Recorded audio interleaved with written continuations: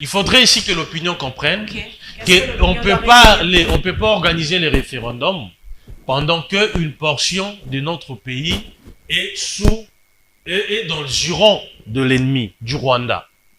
On ne peut pas organiser les référendums. Élection. Je parle d'abord du référendum. Ok, allez-y.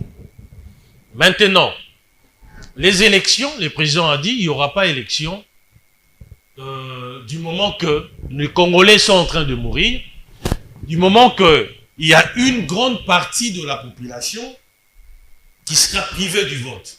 Mais madame, c'est constitutionnel, madame. C'est constitutionnel. Lisons l'article 5 de la Constitution. Et que dit Parce cet que article? parfois, les gens sont en train de parler sans soubassement. Que dit cet Je article? suis de la souveraineté. Ok. Je vais au dernier alinéa. Sans préjudice des dispositions des articles 72, 102 et 106 de la présente Constitution, sont électeurs et éligibles dans les conditions déterminées par la loi, tous les Congolais des deux sexes, âgés de 18 ans, révolus et jouissant de droits civils, de leurs droits civils et politiques.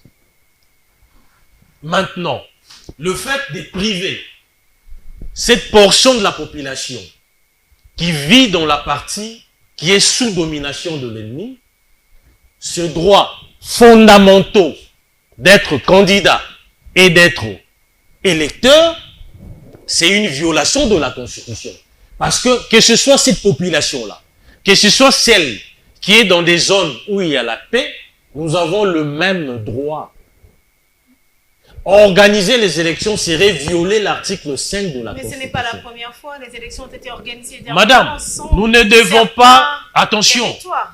nous ne devons pas ici prendre sur exemple ou pour exemple un acte illégal, un acte qui a violé justement la loi fondamentale. Non, nous ne pouvons pas nous en servir. Mais vous l'avez quand même fait. On l'a fait où? Les élections ont été organisées sur certains territoires. Non, attention. Les autres. Attention, madame. Quel territoire, par exemple? C'est moi qui pose des questions. Les élections législatives, présidentielles. Mais citez-moi les territoires. C'est moi qui pose Vous des parlez questions. de...